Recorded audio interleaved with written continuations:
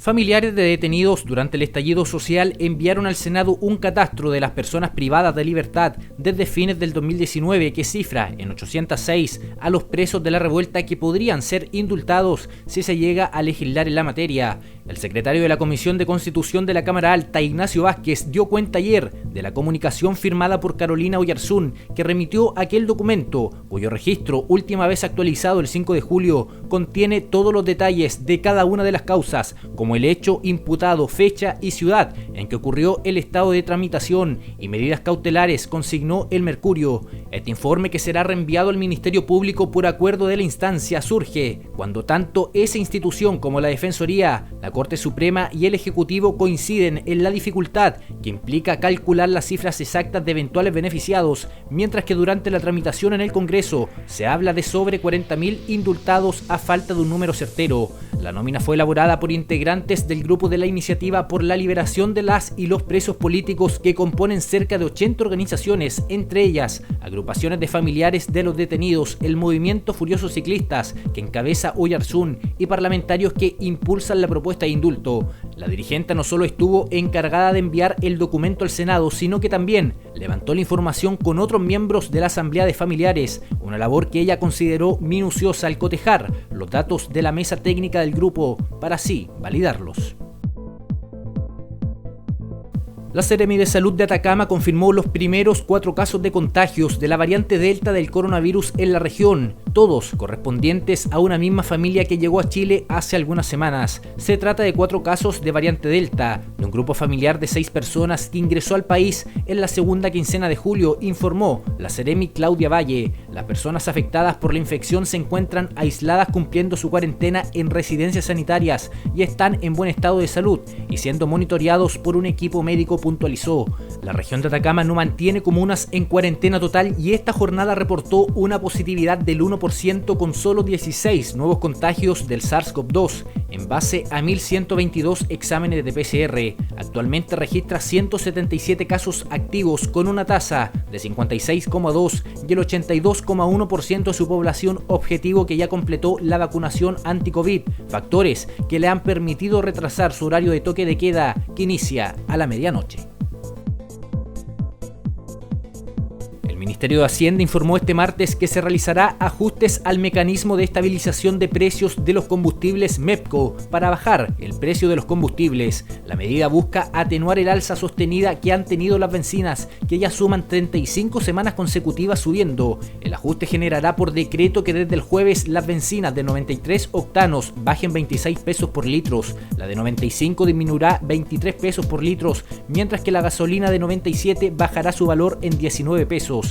Esto equivale a retroceder el precio que se observa hace un mes, explicó el ministro de Hacienda Rodrigo Cerda. Además, el secretario de Estado dio cuenta que de esta forma buscamos amortiguar las alzas consecutivas de las bencinas debido al fuerte aumento del precio de los combustibles en los mercados internacionales y al nivel de tipo de cambio que hemos observado hasta la fecha. En la última semana había registrado un incremento de 6,3 pesos por litro en las bencinas de 93 y 97 octanos, llegando a máximos niveles históricos, mientras que el gas licuado del petróleo subió a 6,3 pesos por litro.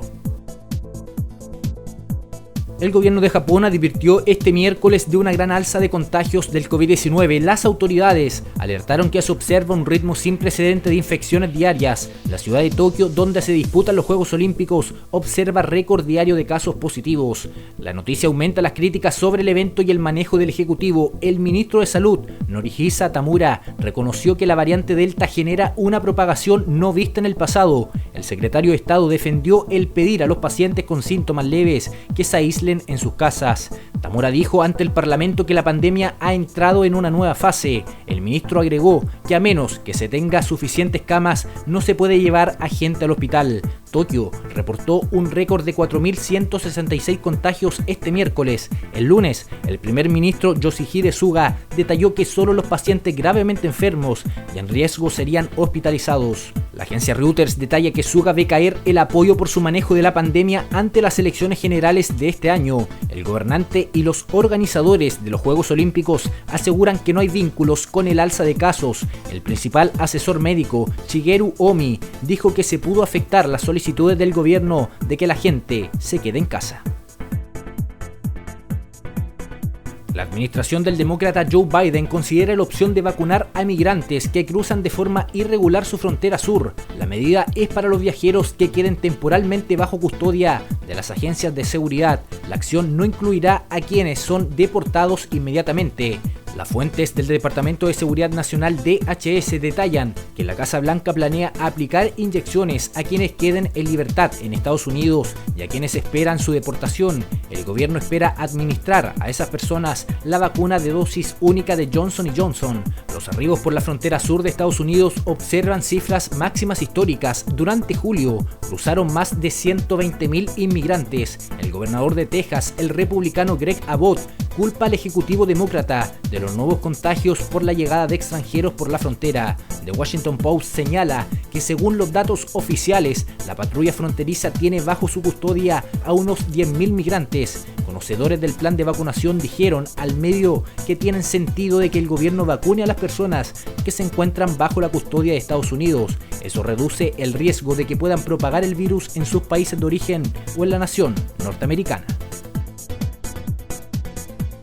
Las autoridades sanitarias informaron que el estado Nueva Gales del Sur, NGS, registró su tercer mayor día de contagios del COVID-19. El gobierno estadual identificó 233 nuevos positivos y 47 eran infecciosos. Del total hay 21 aislados y 73 casos que están bajo investigación.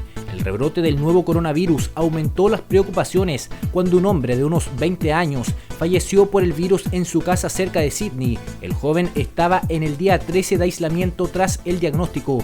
El sujeto murió de forma imprevista al interior de su hogar. El director de salud de Nueva Gales del Sur, Kerry Chan, comentó que se quejaba de sentirse un poco fatigado, pero el deterioro ocurrió de repente. Lo ocurrido aumentó la incertidumbre para que el gobierno regional autorice que algunos estudiantes regresen a las salas. The Guardian precisa que el gobierno instó a las personas de esas áreas a hacerse el test de detección. El jefe de salud de Nueva Gales del Sur comentó que los números están subiendo porque todavía tenemos mezcla con los hogares, todavía tenemos una pequeña cantidad de personas que nos están aislando.